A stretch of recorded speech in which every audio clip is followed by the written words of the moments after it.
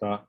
Então, hoje a gente vai falar, já teve, né, acho, que brevemente comentou na outra semana, né, desse texto do Rio do Cosson, de 2006, que é, só letramento literário, não tem um artigo na frente, letramento literário. E a partir desse livro, né, relendo já na semana passada, ficaram algumas interrogações para mim nesse momento, assim, né? E eu queria compartilhar isso com vocês. Primeiro, né, esse livro do Rio do Cosson, a edição que eu tenho aqui, alguns lugares eu vi 2006, mas eu vi que a minha edição é de 2007, né? Então, não sei exatamente se é 2007, é uma segunda edição. Esse livro de 2006, ele organiza algo que ele e uma professora lá da UFMG, tem um centro de leitura vinculado à Faculdade de Pedagogia da Federal e também a Letras, né, da Federal de Minas Gerais. Ele e a professora Graça Paulino formaram esse conceito de letramento literário.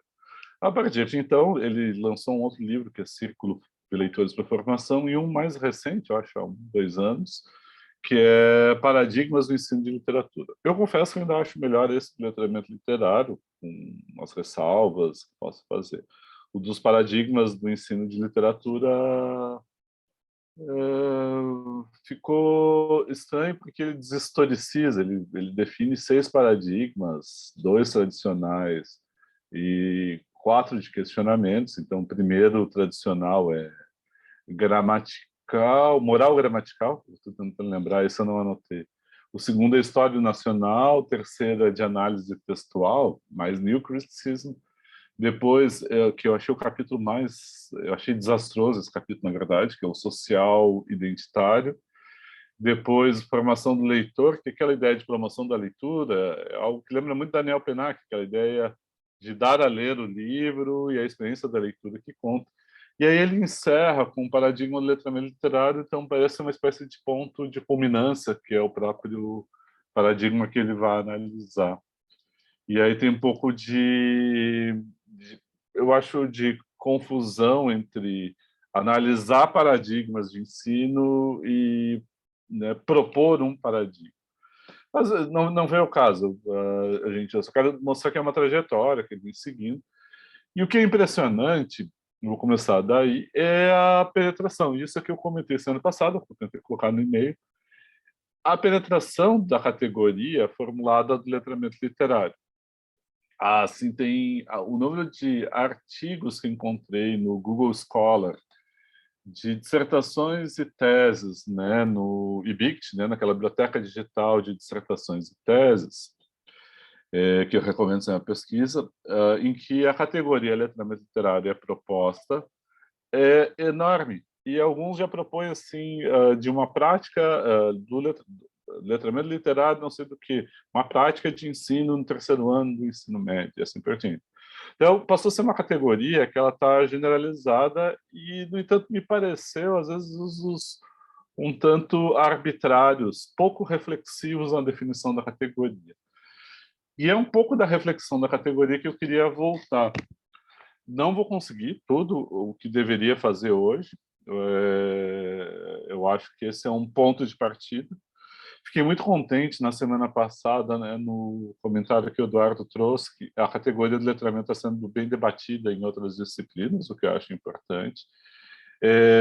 Boas referências, né? Então, no e-mail mandei para vocês o link daquela exposição da BNCC, e aí lá pela fala do Brito, né, é que aí ele faz o levantamento do uso da palavra, da categoria letramento em diversos campos, né, do saber. Inclusive deve ser uma dissertação, que ele falou que estava orientando aquela dissertação, que já deve ter ficado pronto. Então achei importante, porque quando a gente abre aqui o livro, já no primeiro capítulo, ele vai, na introdução, perdão, ele vai dizer que ele está partindo do Rio do Cosson, agora cito, né, do letramento literário. Ele vai dizer que parte da Magda Soares, letramento, um tema em 3 gêneros, né, que é a pessoa que apresentou o tema. E depois até valeria vocês voltarem, achar o PDF e voltar a ler esse texto, que é a definição de uma habilidade, né? A apropriação da escrita das práticas sociais que estão relacionadas. Eu acho que isso já está dando a base, né? O que vale voltar no texto da Magda Soares, que aqui ele não explicita, é que lá ela vê a novidade do termo letramento, como tradução, né, do inglês, do literacy, mostrando a diferença, por exemplo, em relação a Portugal, da literacia, e também mostrando a novidade, quer dizer, é um neologismo, uma categoria nova, traduzida do inglês, que foi formulado e foi incorporado. O que é impressionante é que em 24 anos, né, a gente está em 2022, o livro dela é de 98, ela cita os primeiros usos, ela, já Kleiman, né, eu me lembro também, me lembro que a gente lia bastante a graduação, elas vão propondo e algo que começou ali e se disseminou, agora passou um uso comum, não precisa nem referir. Tem categorias, a gente pode, que tem histórias parecidas, né, em outros campos. Vou dar um exemplo de outra categoria do inglês, que é a da performance, né, que veio incorporada, a gente usa e pode usar bastante. Então, eu acho que tem essa história que eu acho importante.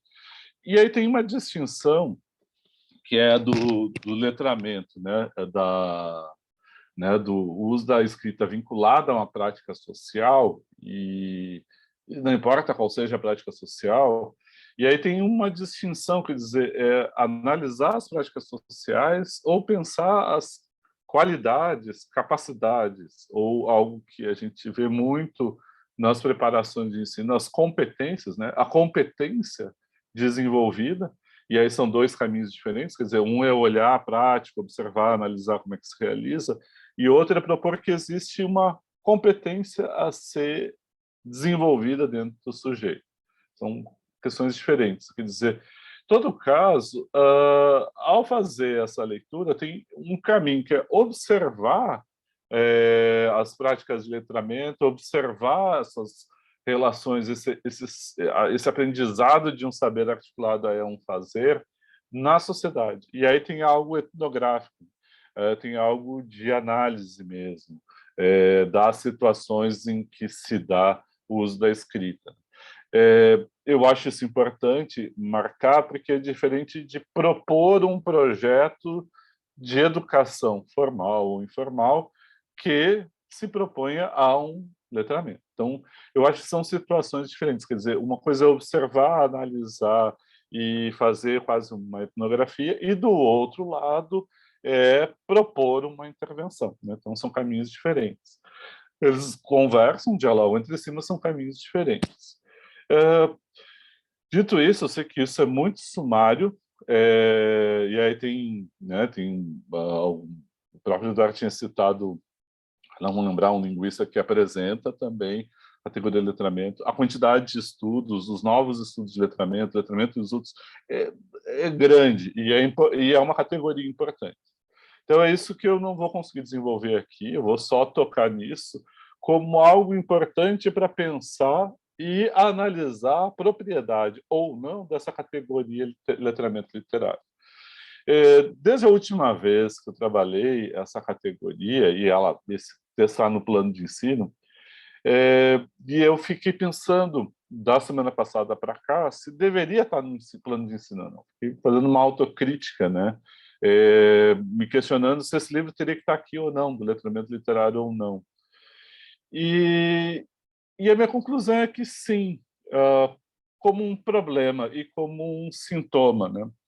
Eu não vou seguir a ordem, eu comentei com vocês que não ia resenhar o livro, né? Mas ia tocar em alguns dos aspectos importantes que eu acho que o livro traz. Por exemplo, o capítulo aqui da leitura, eu não acho dos mais produtivos, mas acho que tem um dos pontos importantes, que é o capítulo, a seção, né, 2.2, quando ele fala da literatura escolarizada. E esse é um dos pontos chaves. Que, de novo, uma das pessoas de referência é a Magda Soares, que, pensando assim, quer dizer, a gente está falando, letramento é uma prática social que envolve escrita, leitura, uso né, da escrita, seja a leitura ou escrever, ler ou escrever, mas está envolvendo. A escola é um dos campos em que a formação e o uso da escrita ele perpassa na transmissão. De pensar, a escrita é uma baliza, uma baliza histórica, né? Na passagem da pré-história para a história está agricultura, produção, desenvolvimento, né, de uma sociedade sedentária, enraizada, e escrita, né? São marcos, quer dizer, esse novo dispositivo que é indissociável, né, do exercício da linguagem, ele traz uma série de implicações sociais que é tremendamente estudado, né? Assim, do controle, quem tem acesso à escrita, etc. A gente tem uma marcação importante. A imprensa, ela veio, e eu estou pensando do Gutenberg para adiante, aí já estou dando um salto violento, histórico, ela traz uma alteração bastante grande, assim, da disseminação de livros, né? Um dos efeitos mais legais de observar é um livro que eu recomendo muito, assim, quando tiver um tempo livre, provavelmente nas férias, que é aquele livro do Carlo Ginzburg, aquele historiador da microhistória, em que ele conta a história do Menóquio, um moleiro. Ele tinha um moinho que ele ficava uma espécie de encruzilhada e recebia a produção agrícola, né, da região, né, para moer e aí poder vender. Então, o lugar dele é moinho. E ele tinha livros, e ele lia. Só que ele é um cidadão comum, tipo, não cidadão, é um tipo comum, uma pessoa comum. E ele começa a ter ideias a partir daquilo, porque ele começa a ler do modo dele, inclusive as escrituras. Então, o título Queijos Vermes é porque ele tem uma explicação do mundo, que é como um queijo, a formação de um queijo, que os vermes atuam para formar o queijo. Então, os vermes, né, vão constituindo ali. Tem ideia sobre, por exemplo, algo que o leva à Inquisição, se a Virgem Maria não seria virgem, né? Então a Virgem Maria seria simplesmente Maria, né? E imagina, ele para no processo inquisitorial, não exatamente por isso, mas por disputas, etc, etc. Eu não vou dar toda a volta, daqui a pouco eu já estou contando a história do livro, mas não é esse o ponto. O que eu quero trazer, esse efeito que a imprensa tem, e do livro, e eu vou voltar a usar o Rancière, vou voltar a falar do Rancière depois, o efeito que tem o livro e esse dispositivo que é distinto do manuscrito. Então, não estou pensando nos rolos, aqueles para ler, era assim, mas eu estou pensando na invenção já do formato do livro, que é o códice, né? Que é manuscrito, aquele que tinha que fazer os copistas, era um trabalho ser um copista, né?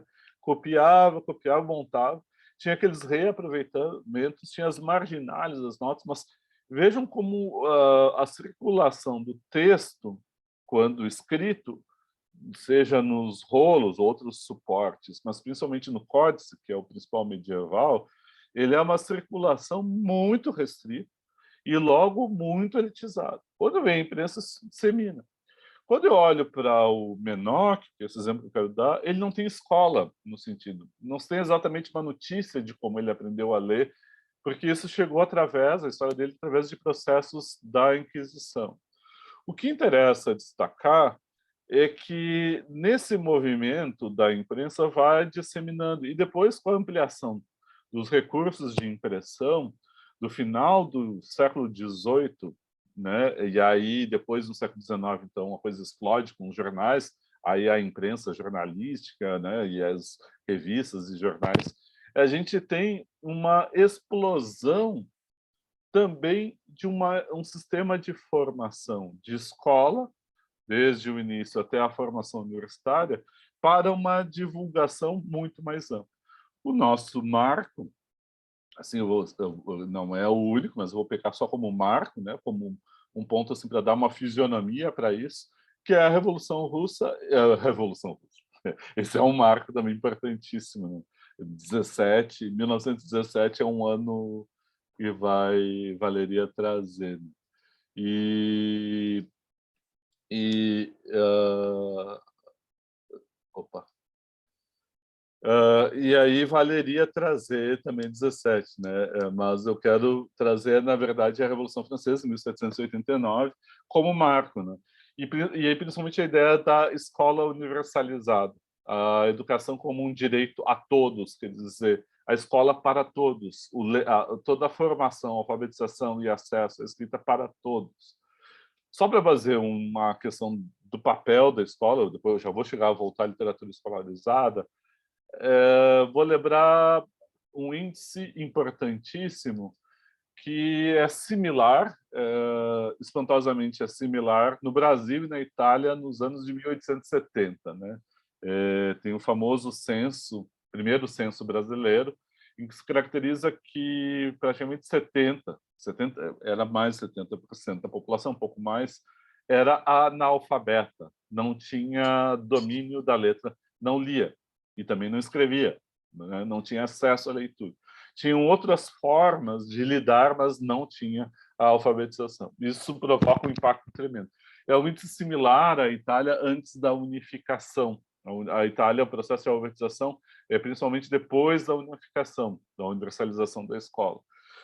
O que é interessante trazer isso? Quer dizer, quando a gente está pensando transmissão, as práticas de letramento, a gente está pensando em literatura, a gente está pensando na escola. E o livro do Cosson está voltado para a escola, ele é um livro para professores. Quando ele está falando isso, ele está lidando com professores. Então, ele não está propondo uma categoria, eu acho a definição da categoria muito precária, para falar a verdade, como categoria, assim, se olhar como conhecimento formulado, teórico, formular uma categoria, dar exemplos, testar se isso realmente, efetivamente, ele ajuda melhor a compreender a realidade e se relaciona com a realidade, e aí fazer com que essa realidade nos remeta de novo à categoria. Eu acho uma categoria precária, eu acho que precisaria mais formulação. No entanto, o que a gente agora pegar dessa trajetória da escola, vou parar, porque senão vai ficar... Eu preparei aqui uma série de pontos, eu vou pular todos os pontos. Mas o que eu quero pegar nessa ideia de universalização da escola é pensar que a escola, na sua universalização, ela está centrada na letra, no letramento. Letra, literacy, letra. Nas letras, está centrado na escrita, na leitura. A transmissão é leitura, ou número, ou a combinação de letras e números.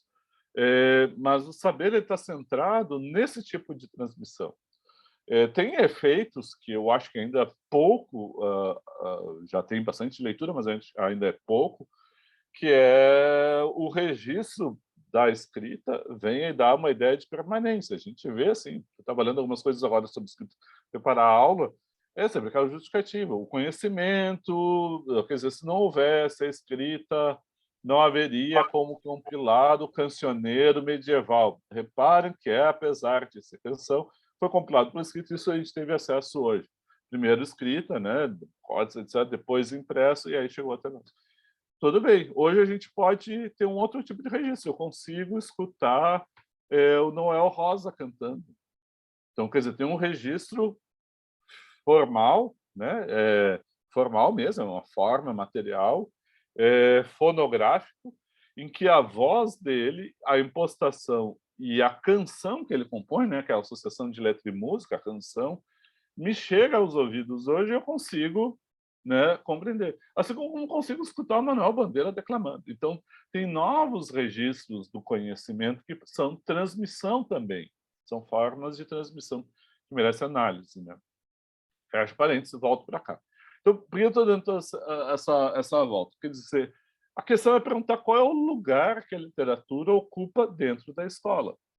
Numa formação que sempre foi elitizada para 30%, e é menos de 30%, para 10% da população no século XIX brasileiro, a literatura tinha um lugar óbvio. Não é só porque era educação literária. Se eu pego uma escola de elite, está formando... É um atraso dizer que é uma educação... Assim, se eu pegar o modelo do Aristarco, né, lá do Barão de Macaúbas, que está no Ateneu, aquilo era uma escola moderna, tinha educação física, era uma escola integral, tinha divisão de níveis, eles organizavam um mutualismo, né, de alunos assinarem outros alunos através de sistemas de monitoria, formas que na época eram modernas, elogiadíssimas pelo Rui Barbosa, que estudou os modelos de escola moderna na época. Até hoje tem essa mania de dizer que a gente tem que sempre modernizar e modernizar e modernizar. Tá, mas enfim, isso é parênteses meu. Volto para cá. Quer dizer, para uma elite a escola servia? A literatura estava lá, eles tinham um clube de leitura, eles liam tudo. Liam desde Júlio Verne, que era uma leitura de massa, até, né, os textos clássicos, um Camões, etc.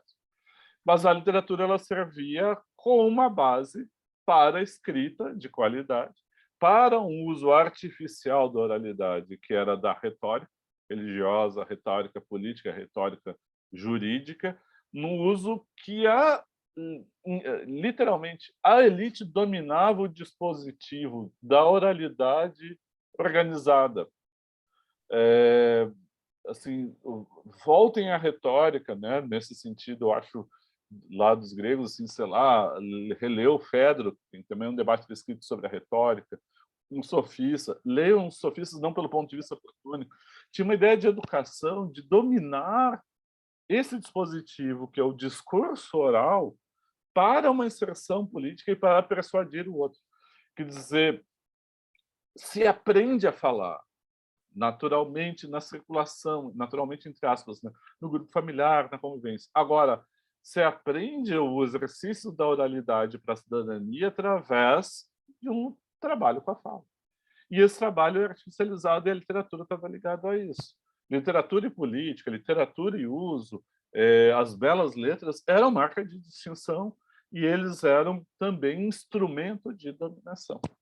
É interessante voltar agora eu vou voltar para cá, quando a gente está falando se fala do problema do lugar da literatura, na literatura escolarizada, muito que ele foca muito a ideia de uma falência do ensino de literatura, e está marcado assim, aquelas coisas de como trabalhar a leitura na sala de aula, etc. Essa falência, eu acho que ela tinha que ser, sinceramente, eu não fiz esse estudo, mas ela tinha que ser contextualizada pelo tipo de escola, em que tipo de escola está isso.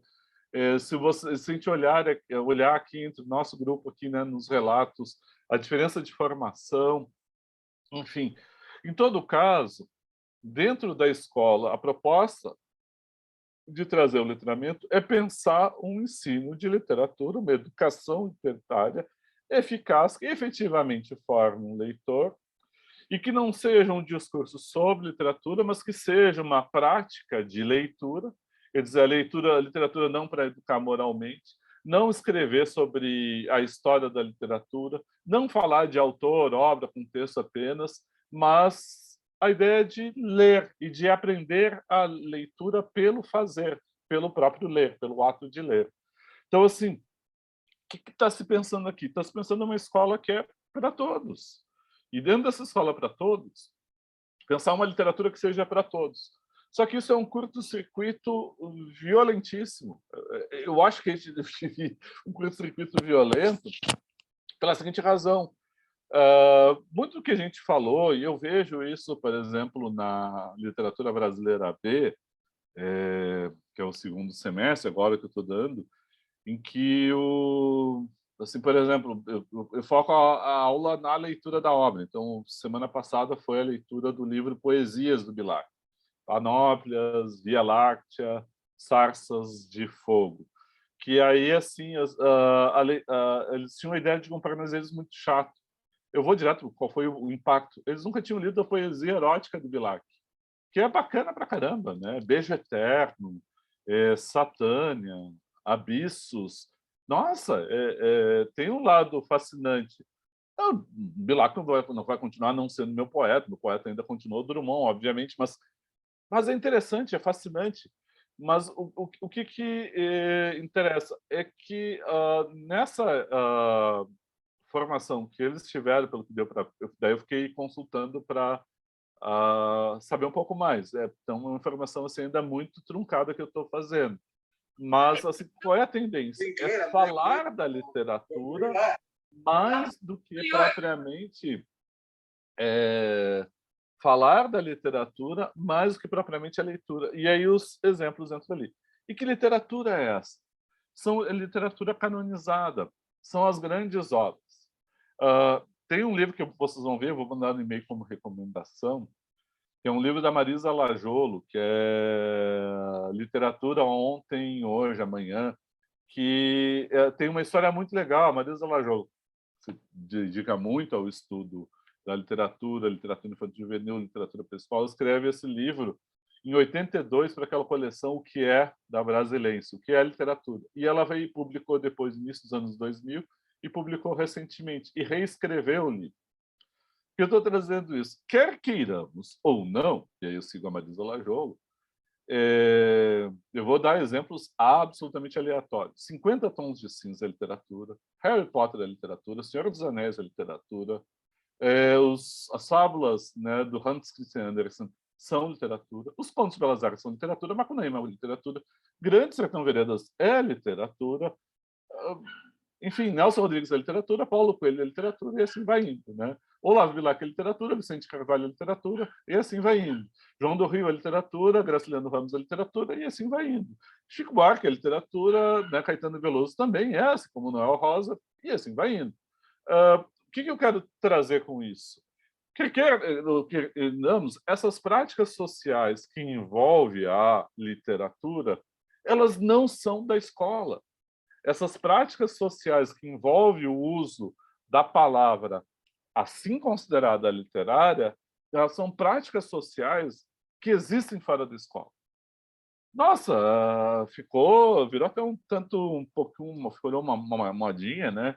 O slam poetry, as rodas de poesia slam, e é uma moda muito bacana, muito legal, quer dizer, aquilo é um uso, é uma forma de letramento literário. Muitos daqueles poemas não são improvisados, são escritos, decorados, memorizados e ditos sem o suporte da leitura. Ou seja, aquilo é uma prática social que envolve a literatura e envolve a leitura, de certo modo, memorizada, como assim eram feitos os discursos na retórica.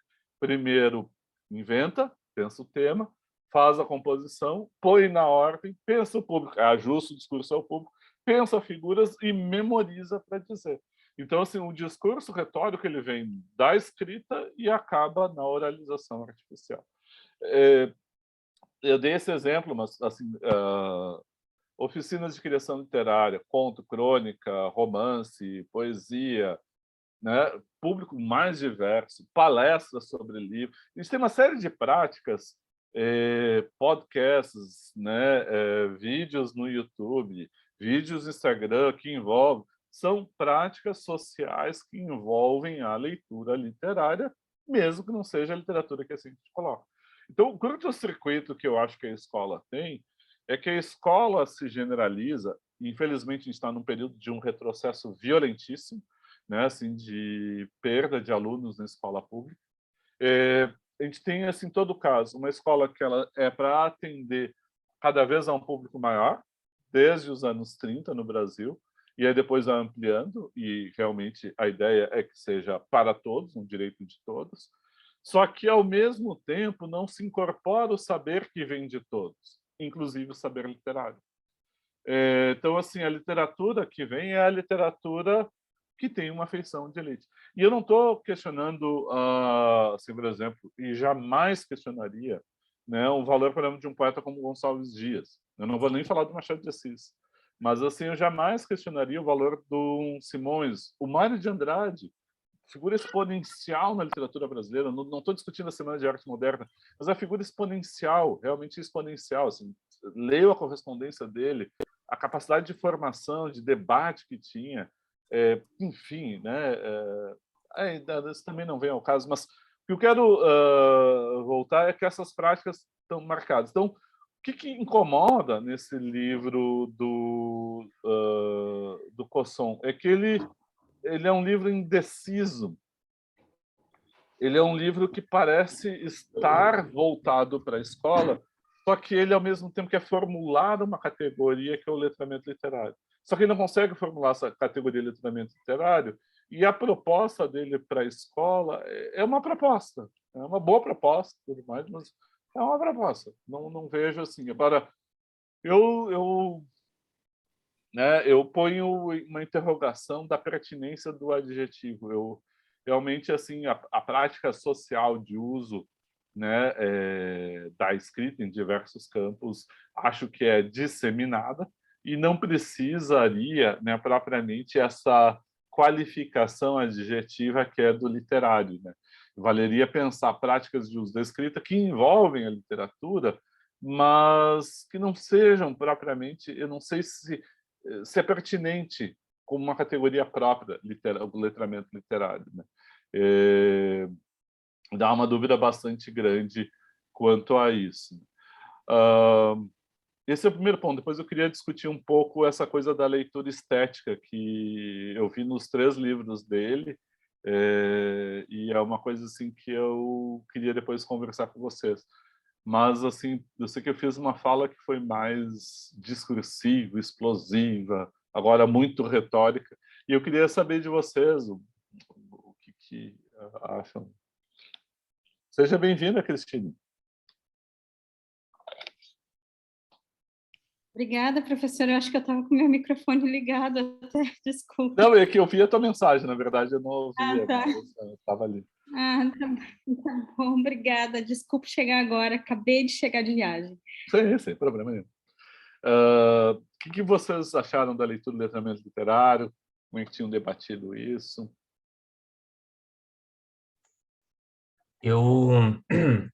Na verdade, eu não consegui ler todo o texto, que eu só tive tempo ontem, assim. Sim. E aí, mas chamou muito a minha atenção, assim, no que eu estava revendo aquela live que eu havia comentado e tal. E como tem discursos, assim, que convergem, né, na fala do Brito, assim, com o que está colocado no texto. E uma coisa que chama muito a minha atenção, assim, é de como o Brito fala de quando o Brito vai falar do conceito de letramento, que ele traz o Geraldin, ele fala sobre... E daí tem a frase do Geraldin, que ele cita, acho que umas 2 ou 3 vezes, que é sobre o letramento ser um conceito gasificado, né? Que é um conceito que não se estabeleceu muito bem, assim. Aí a frase... Eu até tenho anotado aqui a frase do Geraldin, que letramento é um conceito gasificado, recobrindo uma gama tal de fenômenos que o tornam epistemologicamente problemático. E aí a gente vê isso naquele conjunto de usos que o Brito faz aquele recorte aqui que tu também mencionou. E aí ele tem eu acho o Brito meio... Isso aí, eu brinco que ele é um pouco niilista, assim, e tal, com a Isabel, assim, porque ele problematiza um monte, assim, vários aspectos, assim, que eu acho que são bem legais. E aí ele comenta também que tem que ser um conceito que precisa ser abandonado, né? Porque, enfim, a gente usa a torta e a direito, assim, e que dos usos que se tinha a princípios, e que, enfim, da onde surge, assim, do conceito, não é como se tivesse contribuído muito, né? Ele até fala que, é um conceito que pouco contribuiu para a ciência, assim. E, enfim, mas o que eu acho legal, assim, de relação... Tu ia falar? Desculpa. Desculpa, não quero falar, não. Eu quero te ouvir. E aí o que eu acho legal, assim, do que ele fala também refletindo sobre a escola, assim, refletindo principalmente sobre a nova BNCC, que também está nesse outro texto, é de como tem uma perspectiva, assim, de colocar o ensino, de colocar a aprendizagem num patamar extremamente pragmático do cotidiano, né? Que só importa, assim, de tu pensar, tipo, para que eu vou aplicar isso no meu cotidiano? E muitas vezes, assim, a literatura, ela vai num espaço, assim, que se ela faz ela parecer que está em desuso, né? Daí é que agora entrando já no texto que a gente leu, porque faz a literatura parecer algo como antiquado, algo que está em extinção, algo que talvez os mais velhos fazem, né? Que tem esse caráter meio saudoso, assim. E aí, ao mesmo tempo, retomando agora um pouco assim a fala do Brito, eu acho muito bacana quando ele fala sobre o papel também da escola, não é apenas de tu trabalhar, assim, aspectos que são do cotidiano, do pragmático, mas principalmente trabalhar as formas de conhecimento complexas, né? Que são essas formas, às vezes, um pouco mais difíceis de tu acessar, porque requerem muitas vezes às vezes um estudo, algo um pouco mais anterior, né? Então, enfim, achei que são coisas... Não sei eu acho que eu não consegui relacionar assim tão bem quanto na minha cabeça, assim, as coisas estão relacionadas. Mas acho que são coisas, assim, que tem um diálogo, assim, muito direto, sabe? Que eu achei bem legal, assim, quando tu falava. Porque, ao mesmo tempo, tem algo que o próprio Brito também fala, que é essa noção de que, atualmente a gente vive uma hipermodernização, né? Não é uma hipermodernização, eu acho que né? Uma hipermodernidade, assim, que a gente vive, que atualmente, assim, nós somos sujeitos muito distintos do que éramos, sei lá, há 20, 30, 40 anos atrás, quando, na verdade, o Brito não pensa isso, né? O Brito acha que é algo, sei lá, que é um discurso que está aí, assim, em alta, que tem um outro papel, assim, talvez um papel um pouco mais mercadológico, assim, de achar que as relações sociais hoje em dia são totalmente outras, que nós somos sujeitos totalmente outros, assim, do que éramos talvez há 30, 40 anos atrás, assim, e de como também esse é outro discurso que coloca a literatura nesse espaço em desuso, coloca a literatura nesse Sim. espaço como algo ultrapassado, precisa talvez até mesmo ser superada, né? Porque às vezes tem esse ar, esse tom, assim. Então, enfim, são coisas assim que enquanto tu falava me bateram, sabe? Sabe que esse é vou voltar a pegar um dos pontos, né? Eu não acho a categoria de letramento um problema, assim, estava olhando os novos estudos de letramento, era Bunzen, né, que tu tinha indicado, né? Que é muito Acho que é bom também. Bonzen ou Banzen, acho que é Clécio Bunzen, Banzen. Bunzen, agora não me lembro.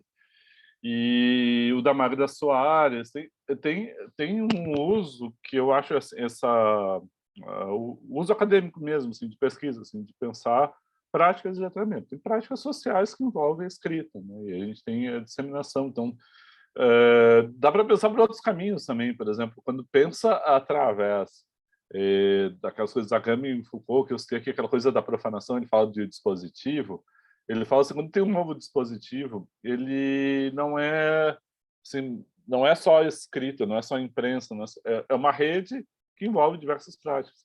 Então, quando eu penso as práticas de letramento de escrita, analisando as situações que ela ocorre socialmente falando, e não como competência, né, a desenvolver, mas as práticas mesmo que ocorrem e como é que se formam ali, pode ter um aspecto produtivo.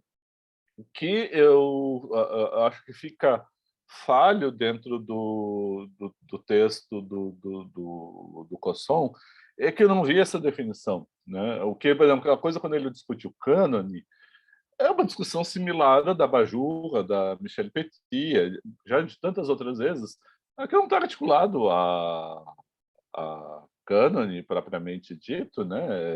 Perdão, não está lado a letramento propriamente dito literário, mas é uma questão complexa.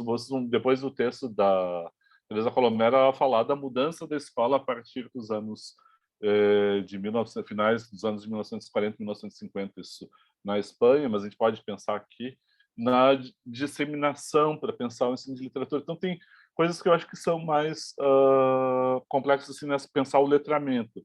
Então, o que eu questiono, e eu acho que é importante agora, o que ele faz lá, e o Brito faz, que é muito bom, é mostrar como ela é uma categoria, e é segundo o Geraldo que isso usou do gaseificado, é uma categoria que é usada. Ele dá uma lista gigantesca, né? Tem letramento culinário. Realmente, a que mais chamou atenção e ele dá ênfase, que é muito engraçado mesmo, que é o letramento da letra, né? E aí eu realmente não entendi também, e como ele não explicou também, eu também não fui atrás, eu não entendi. O que é um letramento da letra? Se letramento pressupõe letra e pressupõe o uso das práticas, que não faz sentido, ele tem toda e sobrada razão, né? Agora, eu queria voltar a essa questão da escola, porque a ideia da escola da transmissão, que é um dos pontos que realmente assim a transmissão escolar ela é diversa e diferente da transmissão do saber de outros campos, né? E esse é um dos aspectos que eu acho que é central de ser percebido e analisado pela gente, né? Porque a gente tem diversas formas de transmissão de saber. A língua para nós, assim, a gente está na letra, a língua é um dos campos mais interessante a gente perceber, de observar isso, né? De que, e aí tem aquilo que tinha, que foi a Michelle Petit que citou, a Bajur já havia citado, que é o Roland Barthes, que é um livro que eu recomendo, é uma palestra, uma conferência que foi reunida, tá num livro bem fininho, que é a aula, né? Que ele fala da língua, que é fascista, não porque nos impede de dizer, mas porque nos obriga a falar, porque o que ele está mostrando é que a gente, ao aprender a língua materna, a gente não tem como escapar, a gente não consegue nem pensar fora da língua, né? Então tem uma dimensão importante, né, ao pensar as transmissões, então, uma transmissão que se dá num ambiente informal da família, entre amigos, e aí vai, outros caminhos não formais, e o caminho formal de transmissão de um saber organizado, sistematizado, de alguma forma, né? Não vou dizer assim, se é do menor ao maior, do mais simples ao mais complexo, se não tem uma sucessão linear do mais simples ao mais complexo, mas pode começar por N ponto, né? Vocês vão ver depois a proposta do Jacques Rancière a partir de pode começar em qualquer ponto para desenvolver o saber, né? Não precisa ser cartesiano. Em todo caso, é um saber que se transmite e que é diferente do cotidiano, né? É diferente da esfera do cotidiano. Isso é uma coisa que é importante que o Eduardo trouxe, é muito importante, porque o que a escola propõe não é o cotidiano. Ela estabelece um diálogo tenso entre o cotidiano, né, e que são os nossos, digamos, as nossas técnicas, os nossos usos mais triviais da vida cotidiana, que a gente aprende. A gente não aprende na escola a segurar garfo e faca, né? A gente não aprende na escola a fritar um ovo, né? Mas isso é um aprendizado. Nos transmitiram, né? Alguns nunca vão saber fazer, vão tentar aprender, nunca aprenderam, mas é um tipo de aprendizado cotidiano. Vai assim que a gente está nessa esfera. E tem um aprendizado sistemático escolar. Como é que as duas esferas dialogam? Normalmente, e essa eu acho é um pouco a crítica que normalmente se faz no ensino de literatura, é que são realidades que ficam alienadas uma da outra. O bom saber, né, ele vai partindo, e isso é a base lá do Paulo Freire, que é da praxis, da dialética, né? Assim, partir do cotidiano para sair desse cotidiano e aí revelar por pontos, momentos, revelações marcantes, aquilo que realmente permite uma compreensão do que está vivendo, está fazendo, está agindo para ganhar autonomia. Então, assim, e esse passo passa pelo saber sistemático, e aí passa também pela literatura. A literatura é muito peculiar, a gente tem uma situação que ela é complexa e, ao mesmo tempo, ela é frágil perante socialmente. Eu digo para vocês, eu já passei dos 50, né? Assim, até hoje diz, professor de literatura, as pessoas olham assim, quando eu digo, o que que tu faz? Ah, eu sou professor de literatura. Você tem um olhar meio condescendente, assim, né? Assim, tá, mas agora diz mesmo o que que tu faz. Aí eu digo que eu sou professor, é mais fácil, é mais simples, né? Eu sou professor na universidade, aí simplifica, não precisa... Que as pessoas ficam, parece que ficam me olhando assim, tá, mas assim, qual é o lugar, qual é o uso disso no mundo, né? Porque tem essa fragilidade e tem um privilégio que é, principalmente pensar essa transmissão e informação de saber, quando a gente pensa na literatura, eu gosto muito de lembrar a lista de justificativas, né? A instituição muito peculiar que o Derrida define que a literatura a partir do 19 pode ser qualquer texto de uso cotidiano que é ficcionalizado e tem o seu uso suspenso. Ele, né, a gente lembra assim, um post no Twitter uma sequência pode virar um poema, pode virar um haikai, né? Em termos de literatura, uma carta, epistolografia, escrever para o outro, pode ir lá pelo modo como pode ser composto, posso fazer um romance só de cartas. E aí eu escrevo um livro, até pensei um título, Ligações Perigosas, né? Pensei um conto, Confissões de uma Viúva Moça. E assim dá para brincar, né, com formas. Então, assim, suspende o uso, mas pode ser qualquer forma. A ideia de que a literatura propõe uma transgressão no uso obrigatório da língua, então suspende aquilo que a gente usa, parece automatizado por um aprendizado que se entranhou numa memória mecânica que a gente nem lembra mais, mas a gente lembra, a gente é lembrado por ela.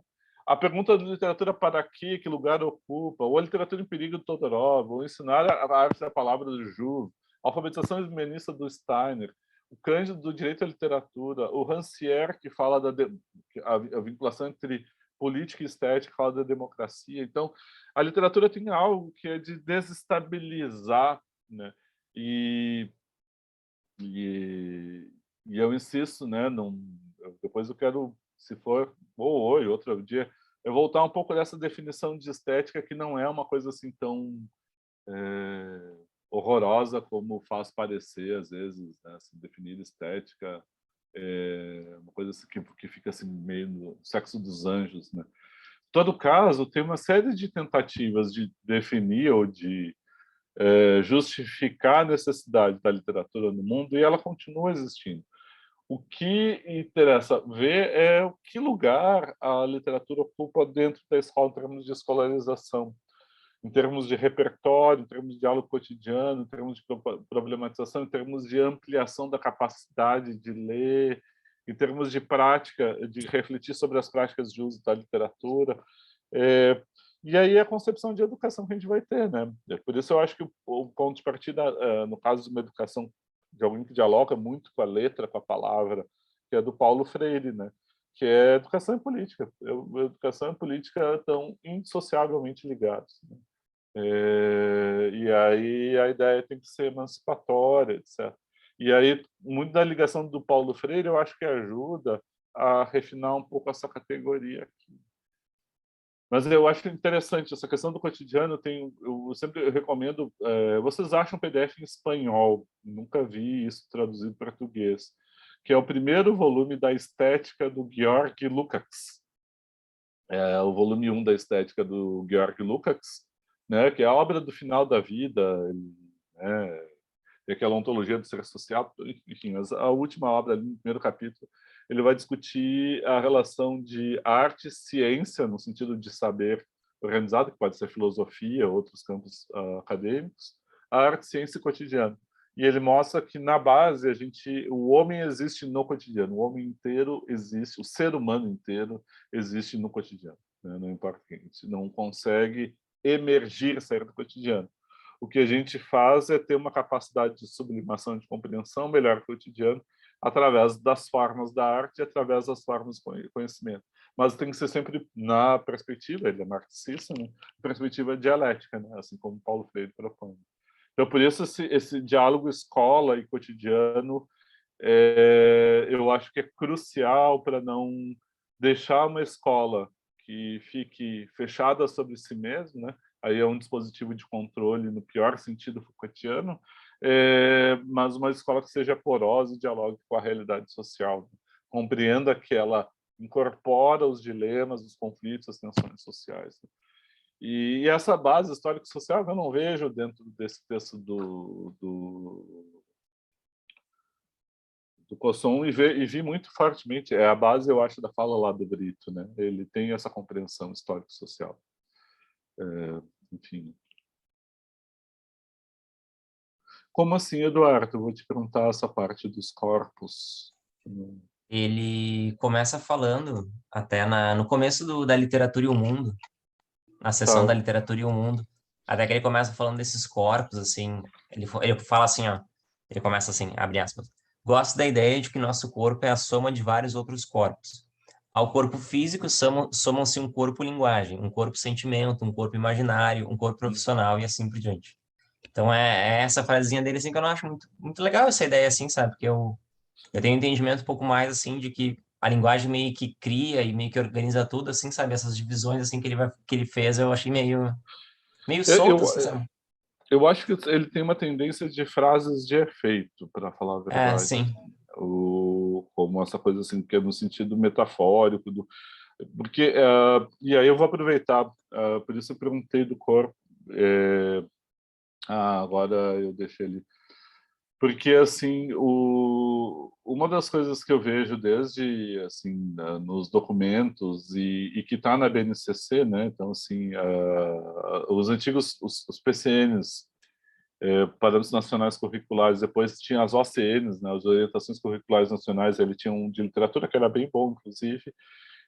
Agora a BNCC tinha os Parâmetros Curriculares aqui do Rio Grande do Sul, e quando fala de literatura, realmente fala da leitura estética. E o que tem a ver com o corpo? Eu gosto muito de um uso que aparece num livro chamado A Ideologia da Estética. Está logo na abertura, no primeiro capítulo, né? Que é do T.R. Eagleton, aquele mesmo da teoria da literatura, e ele fala da estética como um discurso sobre os corpos, né?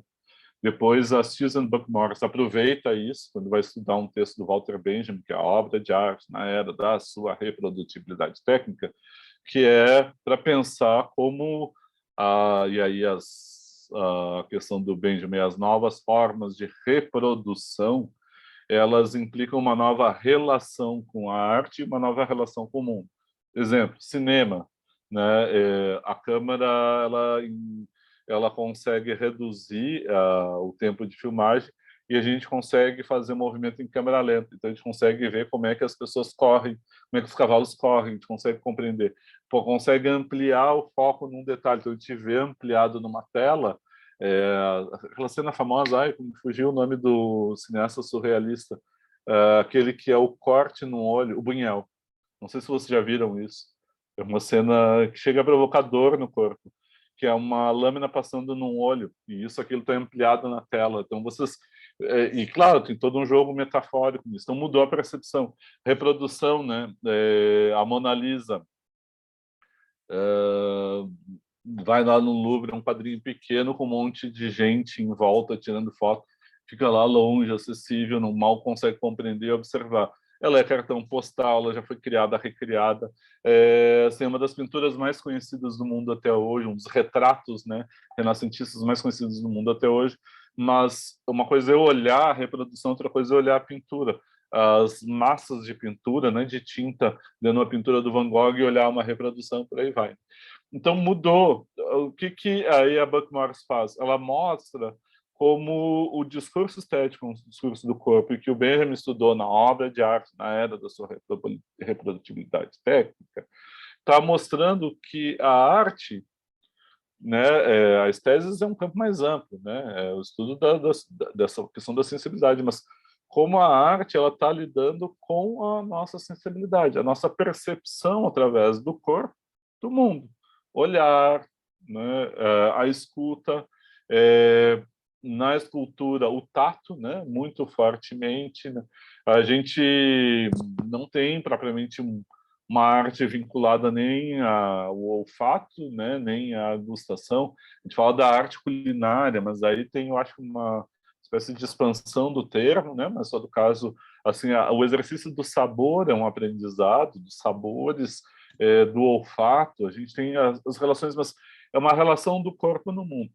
A partir disso, vem um outro que eu gostaria de trazer, que esse em especial agora, que é o Jacques Rancière, né? Porque o Jacques Rancière tem um livro que é Esteses, que é um ponto de chegada em termos de obra.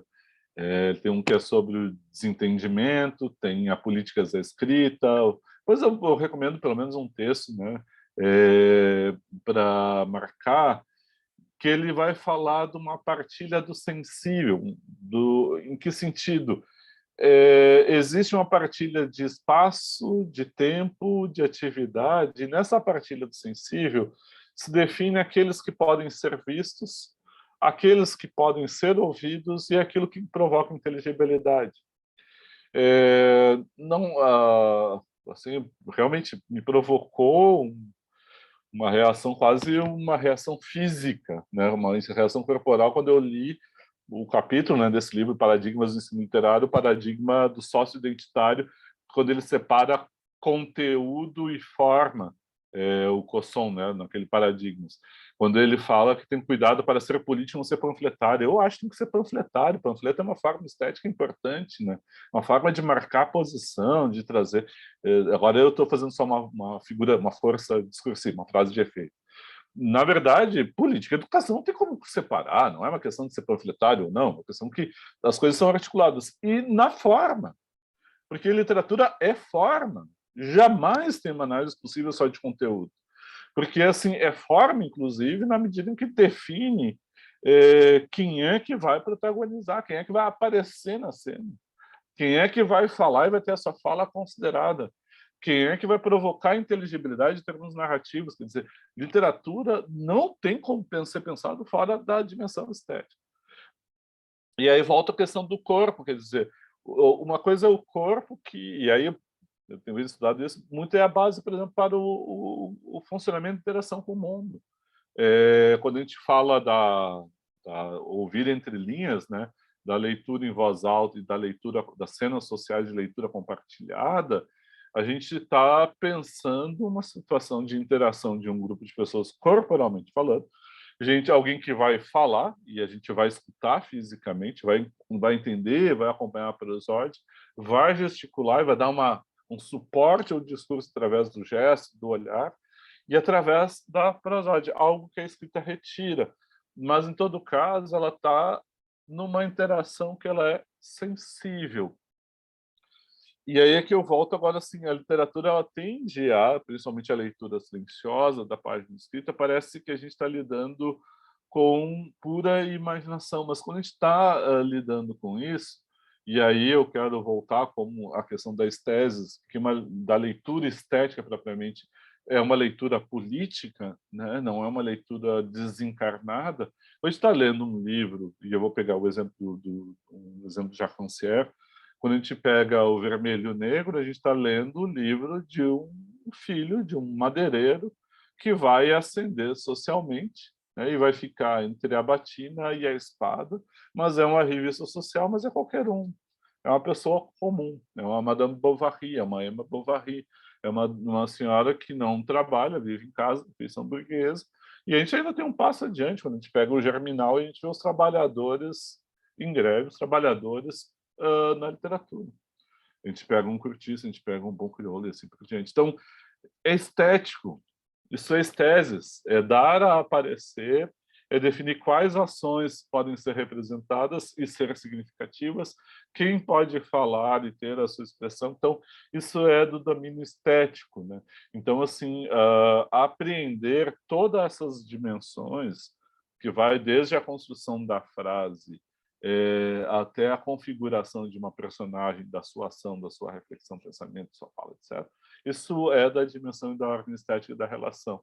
E aí tem uma questão que é chave hoje em dia, mas assim, a gente pode marcar desde as vanguardas, e aí isso é uma importância do modernismo brasileiro que trouxe essa dimensão da vanguarda para cá, que é os limiares entre as diferentes formas estéticas. Quer dizer, eu pego o exemplo do Bertolt Brecht, né? Pensar teatro para ele era incorporar o cinema, era incorporar cartazes, era incorporar a fala, a canção. Pensar o teatro era não competir o teatro como uma arte pura em relação ao cinema, mas é fazer com que o teatro fosse feito em diálogo com as outras artes, no modo como elas estavam acontecendo. Fazer literatura hoje em dia é saber que a gente está numa arena de muitos campos em diálogo, né? E trazendo para a sala de aula, o professor, né, não é a gente não está pensando no professor, não está pensando no erudito, tendo a consciência de que ele não vai dominar todo o repertório de literatura possível do mundo, é pensar o que ele vai ensinar na sala de aula, que tipo de educação ele pode dar, que pode ser própria da escola, que tipo de projeto. E aí entra a concepção de uma leitura, uma concepção de uma literatura e uma concepção de uma educação que envolve nisso, né? Por isso, sim, eu acho que o que eu, pelo menos, assim, muito provisoriamente falando, é bem provisório, não tem nada, o que esse texto do Cosson e esse uso da categoria de letramento literário, do que eu fui levantando, me pareceu, ele é muito sintomático de uma necessidade que os professores têm, que a gente como professor tem, de pensar assim exatamente o que eu vou ensinar quando eu vou ensinar leitura literária na escola. Que obra que eu vou selecionar? Como que eu vou trabalhar? O que eu espero dos alunos? O que eu espero numa avaliação, como processos de avaliação por aí. Então, eu acho que é muito mais, eu leio mais como um sintomático de uma situação crítica, e crítica eu digo assim, que é tensa, ela é como toda crise, quando qualquer um de nós vive uma crise, a gente vive, ou tem angústia, ansiedade, quer dizer, se a gente não for um psicopata, né, mas a gente vai viver, vai ter ansiedade, vai ter angústia, a gente vai estar em dúvida, vai ter insegurança, etc. Então, o que eu vou fazer quando eu vou para a sala de aula, eu vou dar aula de literatura? E, e aí, claro que o livro didático é uma resposta, e isso aqui está propondo uma resposta que eu acho um tanto fácil, para falar a verdade. Eu ainda prefiro voltar ao Paulo Freire, né? E a Baju, a Michelle Petit, os estudos da Michelle Petit ajudarem a gente a pensar cenas de leitura na sala de aula e as dimensões assim, de pensar um projeto, porque eu não vejo problema usar a literatura para resolver um problema, por exemplo, né? Assim, para compreensão de um problema real. A literatura vai dialogar com a realidade, né? Escola, cotidiano, arte, e dentro da arte, a literatura. Nossa, eu estou muito discursivo, eu estou completamente fora do que eu preparei aqui. Se vocês olharem o meu esquema, depois eu vou mandar o esquema assim com a resenha do texto, as anotações. Não, não vou mandar, porque vocês vão ver o contraste, ele está todo direitinho, assim, discutir a introdução, quais são os nós, assim, eu não ia resenhar, mas eu queria problematizar a leitura escolarizada, né? Enfim. Professor, mas é que eu achei também que esse texto do Cosson, ele tem umas partes, assim, que também provocam, eu achei, coisas, assim, um pouco mais internas, assim, né? Tipo, tem uma parte ali dele que eu gosto quando ele fala que eu gostei de quando tem duas partes que eu gostei, né? Essa que eu comentei anteriormente, que eu tentei procurei relacionar com a do Brito. E também tem uma outra quando ele fala sobre o ensino de literatura atualmente, né? Que é algo que se Sim, tem um pouco mais nas escolas literárias, na tradição literária, e que é um sim, trabalho que sim, qualquer professor de história poderia muito bem fazer, né? sim, E isso é uma coisa que me impactou muito, assim, porque esse é um dos sim, motivos que eu meio que ao mesmo tempo eu não gostava muito de me imaginar trabalhando com literatura em sala de aula, sabe? Por ser uma coisa, às vezes, muito, quase como uma cartilha, né? Então, tipo, sim, tal sim. livro tá em determinada escola literária, então essas aqui são os quadradinhos dele, assim, essas características, assim, sabe? E que também é uma coisa que às vezes eu não gosto de me imaginar como. Não gosto também de trabalhar com literatura num contexto de vestibular, porque também às vezes a gente acaba indo por esse caminho, né? Então, enfim, por questão do tempo, etc, etc.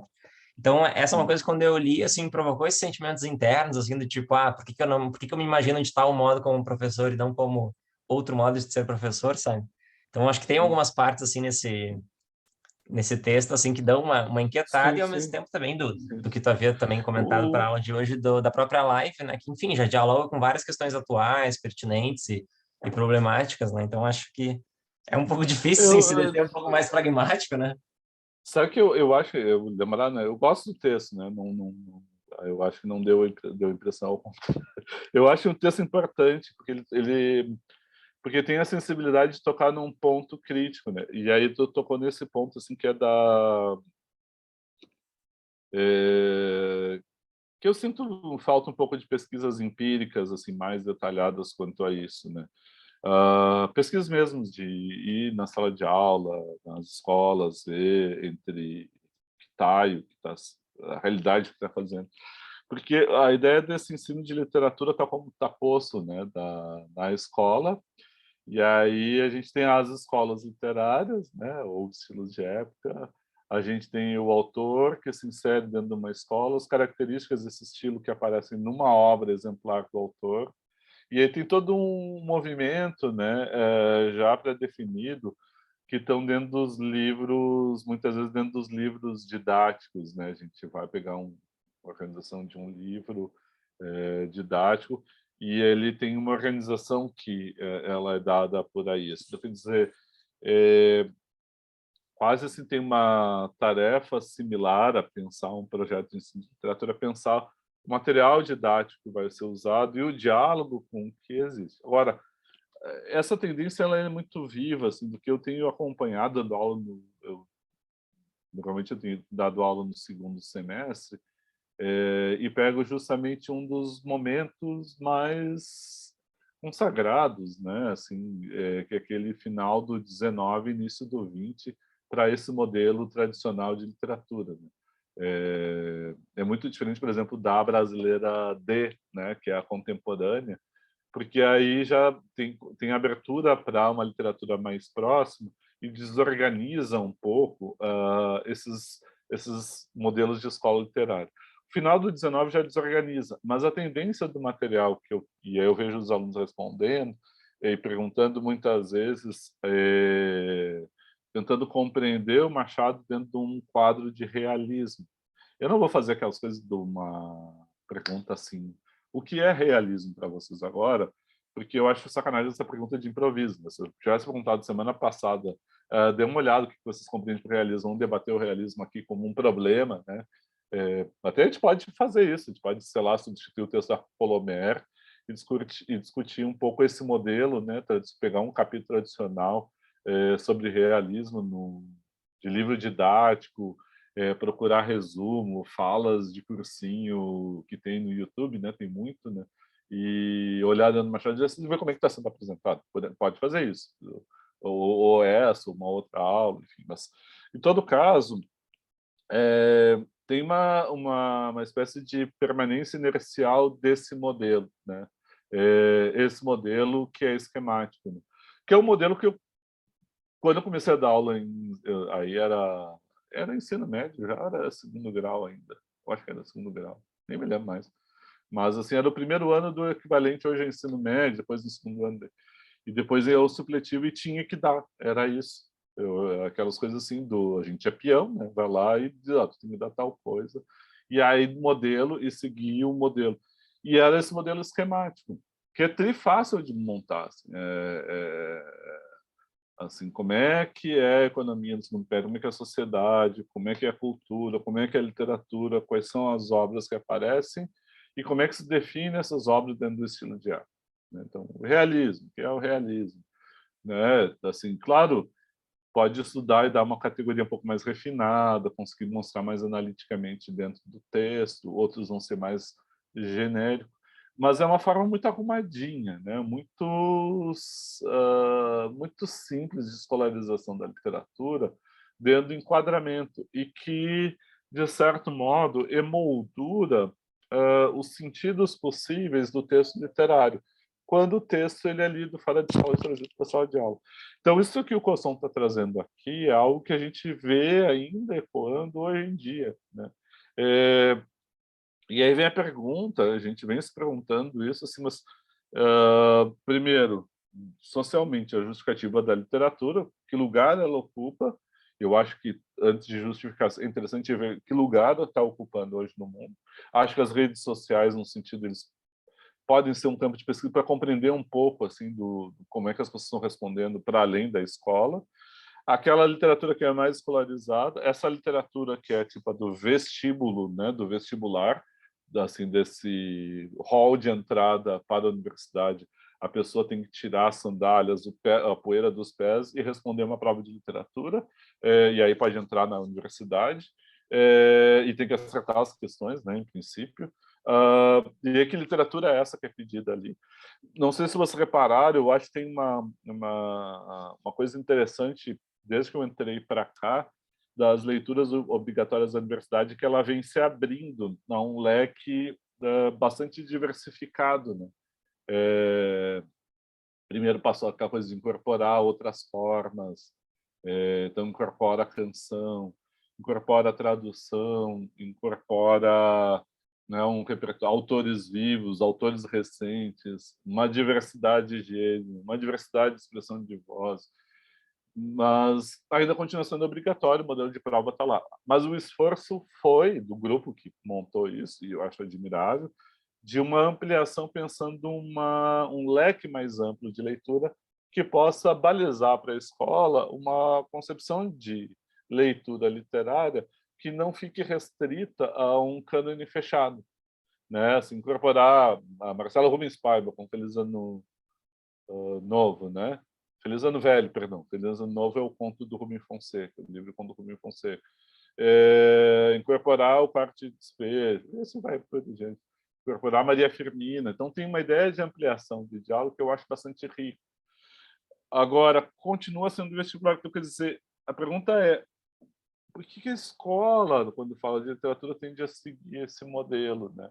E aí o Cosson tem vários comentários importantes aqui nos outros livros, que tem assim, um modelo transmissivo, tem uma expectativa de um tipo de resposta só, não tem a ideia da releitura, do Kant tem um medo de que se a releitura por algum caminho inusitado vá provocar um sentido que aparentemente, entre aspas, não seria previsto no manual, nas respostas aceitáveis, por aí a gente vai ter. Então, quando ele traz isso, eu acho que está trazendo algo importante, está propondo, o caminho é propor algo que rompa com um modelo de aula de literatura, que é falar da literatura, criar um mapa, né, da literatura, criar uma espécie de linha cronológica que nos leva a inserir os autores dentro desses lugares, né?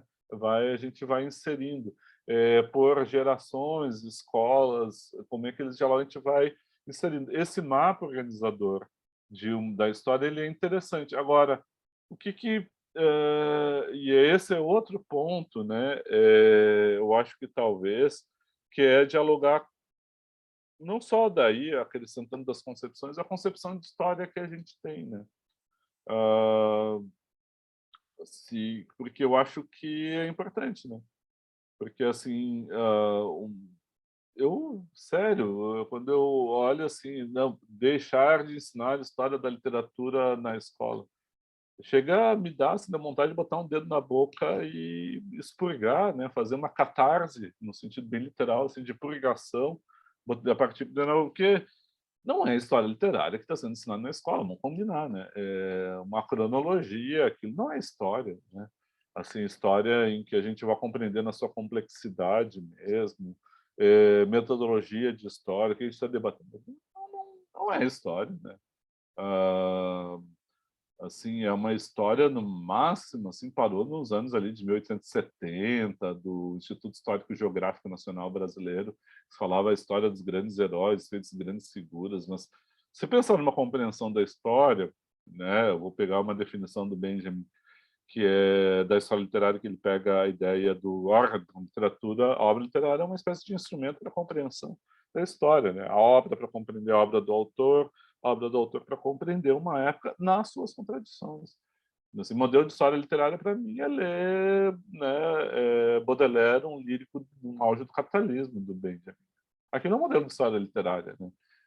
O resto, para mim, é aquelas coisas de livro didático, é arremedo, né? Ali é dispositivo para controlar a pessoa, para não mostrar que ela é agente, não mostrar que houve complexidade, outros agentes, não tinha o potencial explosivo que uma obra tem.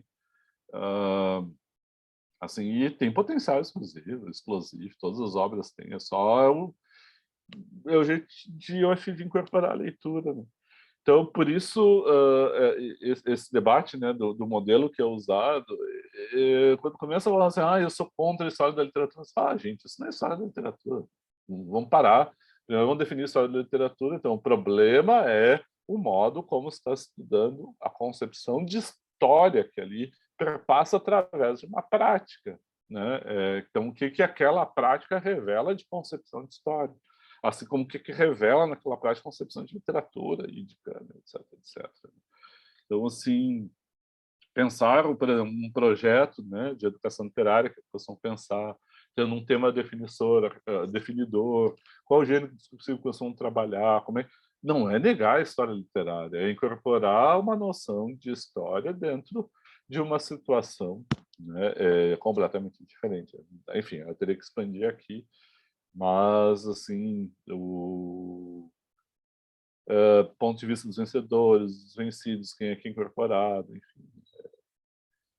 Eu gosto muito, tem, assim, bom, tem N modelos, né, mas não vem ao caso agora. Mas até poderia ser um modelo, né, assim, questões que a gente pudesse... a gente pode, se vocês toparem, a gente pode estabelecer, né, tem o... Eu até pensei em fazer uma alteração aqui, eu ia perguntar para vocês. Deixar a aula que vem para os 2 artigos da professora Regina Zilberman sobre livro didático, tirar o texto da Flaubert, e aí, semana que vem é dia 16. Aí, no dia 23, já que seria a aula da observação, vai passar para o dia 30. Mas aí, no dia 23, a gente fazer digamos, um tópico livre, assim, para sugestão, a gente analisar, por exemplo, um capítulo desses para pensar a história literária, ensino médio, escolher, cada um procurar materiais, assim, seja vídeos de YouTube, seja livro didático, resumos, Academia Brasileira de Letras, e a gente escolher uma obra para a gente debater como é que a gente poderia pensar uma aula a partir daquilo. Assim, eu gostaria muito que, se vocês não se opuserem, que fosse uma obra ali 19 dessa que eu estou assim ali, que vou se lembrar do Brasileira B, porque eu vim trabalhando com isso, aí eu conseguiria, eu acho que, participar mais ricamente, né? Ou poderia ser ali do, sei lá, assim, se fosse final do 19 até início dos anos 40, qualquer obra ali, aí a gente se gira, assim, né?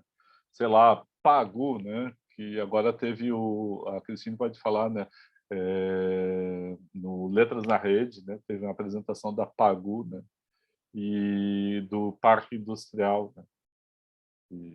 Mas pode ser qualquer obra. Assim. Se vocês tiverem uma sugestão, a gente pode eleger aqui. Letras da Rede é legal demais. Concordo com grau, gênero e número. Né? Então, Muito legal. só para ver se... Desculpa. Então, só para ver se eu peguei a proposta, então seria a gente, tipo, que ler uma obra, assim, e aí trazer propostas de trabalho com ela em sala de aula, assim, seria isso? E aí na aula a gente debate essas propostas, assim, ver caminhos possíveis para trabalhar, o que trabalhar, etc. Seria isso? Abre.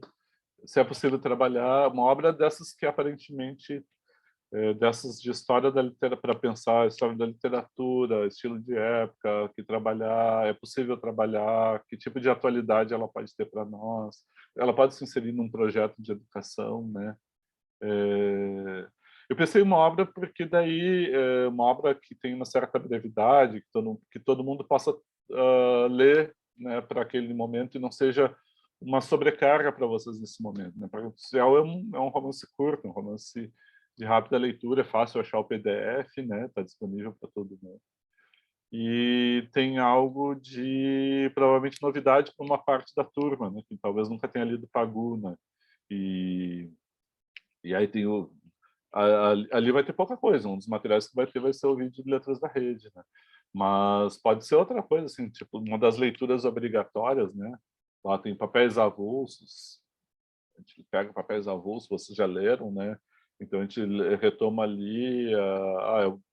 Eu pego só o Alienista, que é a primeira novela ali, que é Papéis Avulsos dele, a debater nisso.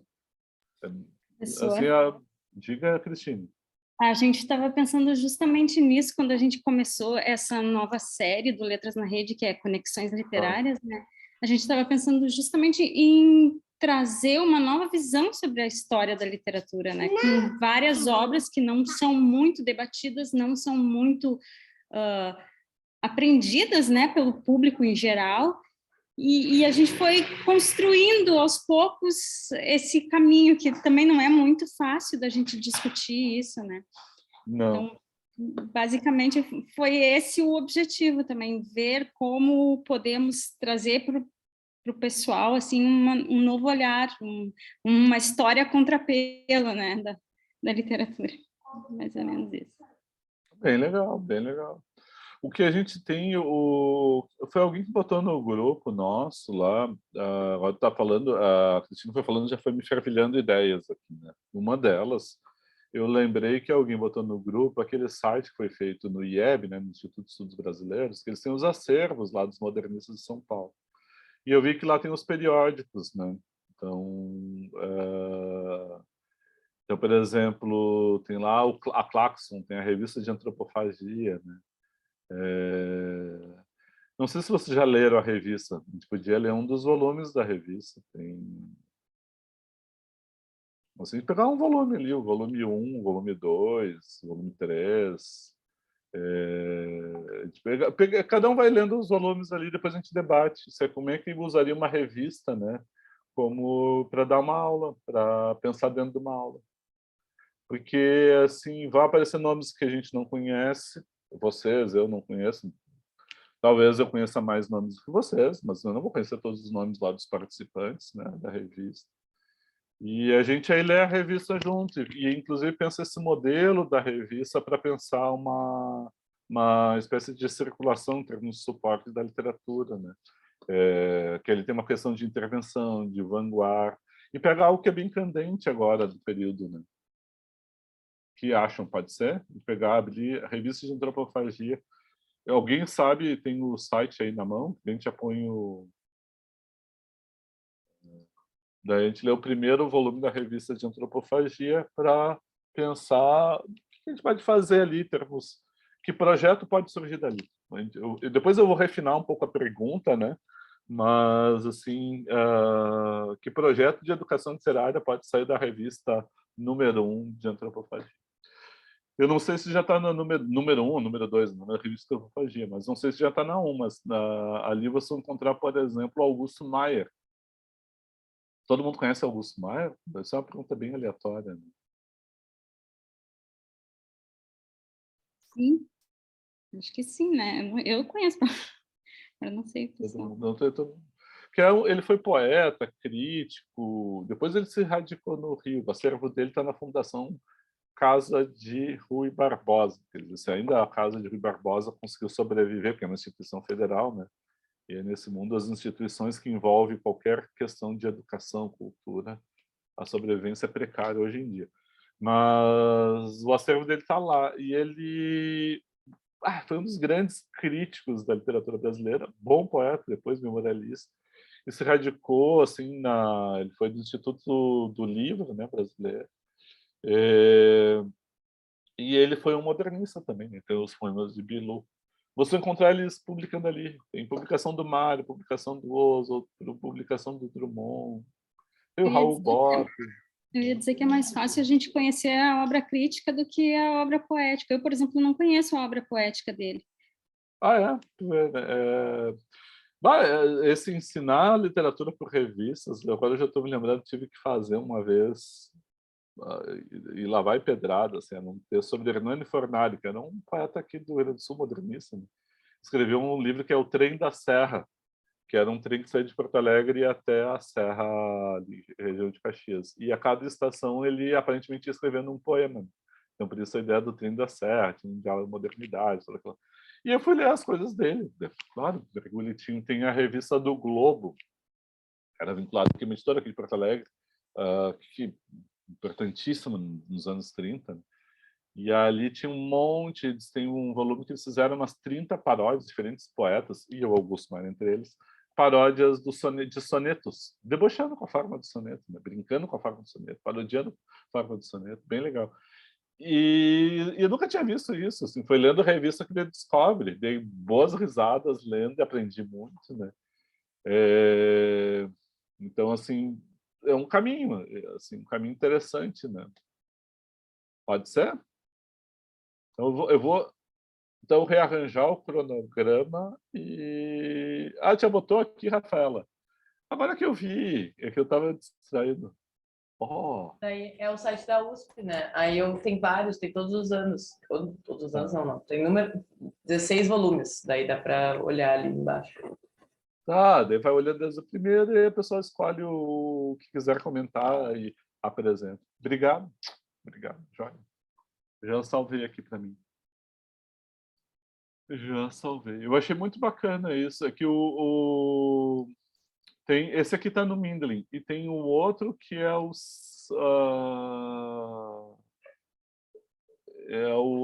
é um site especial que eles fizeram do modernismo, do IEB também. Que aí aparece, assim, é bem bacaninho, assim, visualmente, graficamente, é bem bacana. Então tá, gente, eu tô preocupado que tem gente que tem aulas 10h30, né? Então não quero me estender aqui. Peço desculpas da dispersão de hoje um pouco, né? Foi um pouco assim, mais um debate mais... Então eu vou rearranjar o cronograma, mando para vocês logo a seguir, tá? Com as indicações dos encontros. E aí o relato das observações passa para o dia 30 de março para dar tempo, né?